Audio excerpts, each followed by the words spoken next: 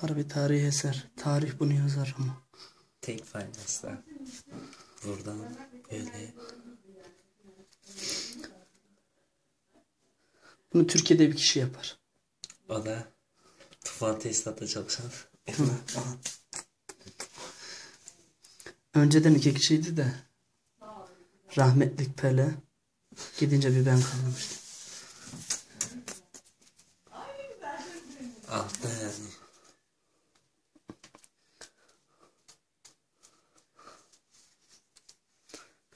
Tamam kaç. Aralar teslim etmedik. Tamam yeter hadi.